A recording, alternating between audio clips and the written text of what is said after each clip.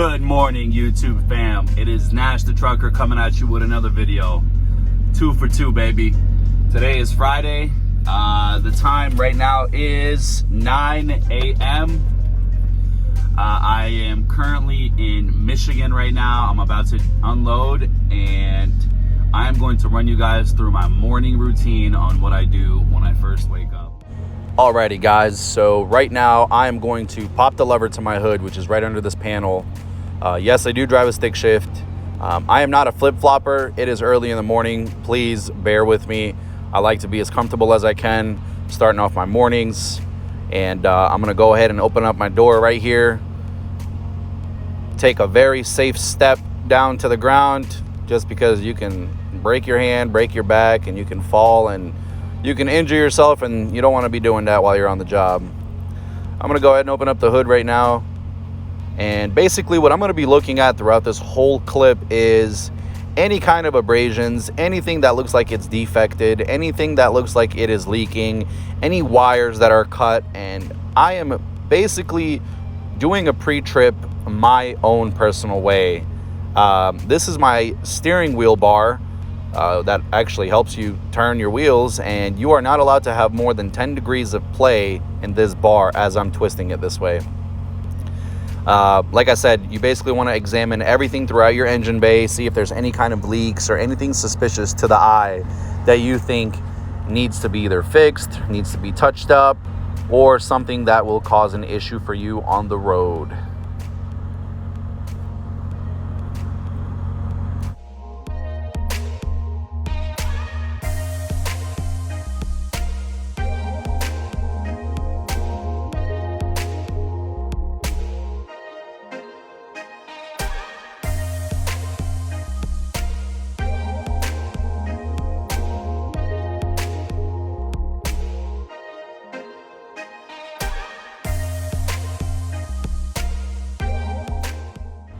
All right, well, first thing of the day that we got is we got low coolant, so we got to put some coolant in our reservoir.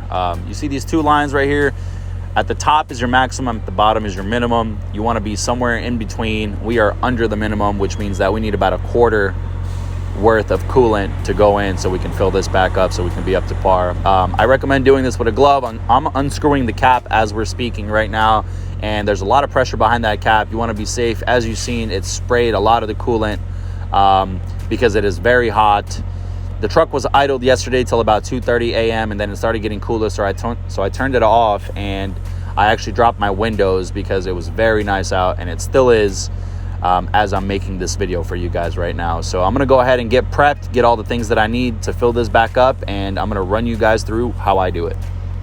All right guys, so we are going to fill up some of this coolant. We're gonna do maybe a quarter worth of coolant just to fill up what we need filled up, because if we get pulled over and our coolant isn't looking the way it should be, you can actually get an out of service for that, which means you have to sit for 10 hours and you're losing that money, baby. So let's do it.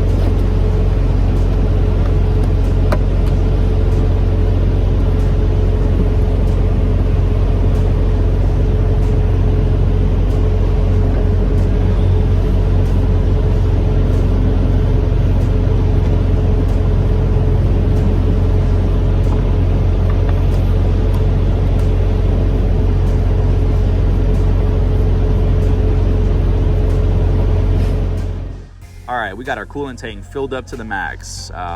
Usually I like to turn my truck off when I'm doing this, just because of the fact that when you turn the truck on, the coolant falls down to the minimum line right there, and basically what happens is it compresses all the coolant, and the coolant gets sucked into the engine to cool the engine as you're driving. What I'm going to go ahead and do now is just proceed with what I was doing in the beginning of this clip by looking at any kind of defects or anything that's going to cause an issue for me while I'm driving on the road. Basically, you can see some of the coolant drips from me here while I was undoing the cap, but that's okay. That's going to disappear as the engine heats up and there as well. What I'm basically looking at here is on the ground, you'll find any kind of new oil leaks or diesel leaks that you got. And, you know, that concludes most of the engine bay stuff that I do. So we're going to go ahead and move over to the other side of the truck now and kind of just do a walkthrough in between the catwalk. I'm looking at if there's anything that is in the way or anything that is gonna get caught up in my cables there. And then we are going to look at our tires as well. I have fresh brand new drive tires, so I'm not even worried about those right now. So let's go over to the trailer.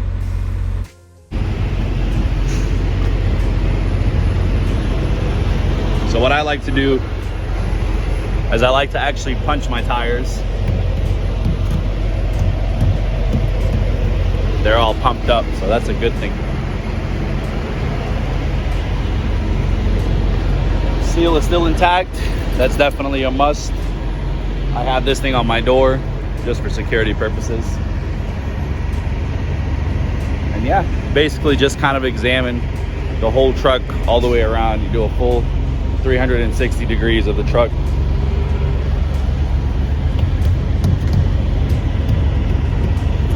That's good. When you're looking, a lot of guys don't do this, but I do. But you definitely want to see if there's anything hanging, because if it's not free and clear off of the ground, you can also get an out of service for that. We got fuel in the reefer. Oh yes. Must have a fuel. I am so lucky. I have probably the best reefer tank. I got a whole 120-gallon reefer tank, so I barely ever have to put fuel in that thing. Reefer's on a green light, which means green means go. We're good on that note.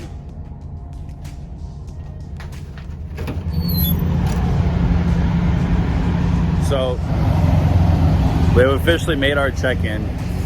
That little machine that I recorded for you guys, that machine actually scans your ID and takes your paperwork. Usually it's not like that, but this company is very, very big, and it's got all of the kind of funds that you can think of. So they are updated with their technology, so that way their clerks, who are technically supposed to check in the drivers, they don't check them in. It's the machine. Oh my God, I gotta show you guys something funny.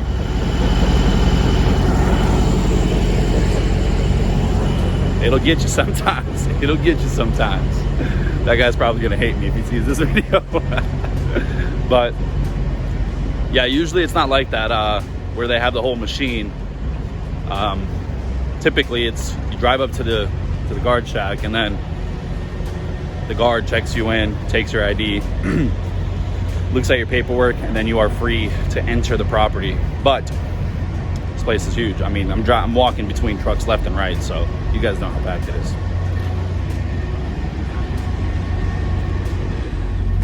As of right now, guys, I'm going to do what I usually do. I'm probably going to put it in a time lapse for you, just because this isn't really anything interesting. It's usually what I like to do for my morning hygiene. So yeah, my most important thing when I do wake up, if I am at a delivery or a pickup, is I like to first take care of work, and then I like to worry about what I need to do for myself.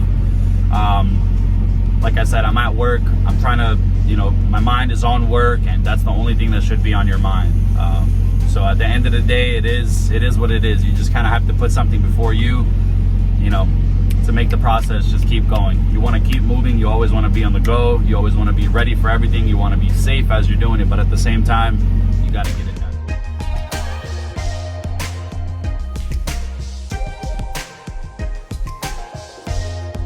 Alrighty guys, that is going to conclude conclude today's video. I basically was just trying to show you guys what I do on a morning basis when I'm at a pickup or a delivery. I ran through basically all the standard things. There's nothing too crazy about it, but basically from this point on, I'm gonna get unloaded, and then in the meantime, I'm either gonna choose to rest, look at my phone, take care of some personal things that I need to do for back home, or basically try to kill time as much as I can in the best way possible. I want to thank you guys so much for sticking around for the whole video. I appreciate it very much. It means a lot to me. All the support counts so much. And I want to let you guys know to turn your bell notifications to the on position so that way you know when I post a brand new video. I hope you guys have a great day. You be safe. See you on Monday.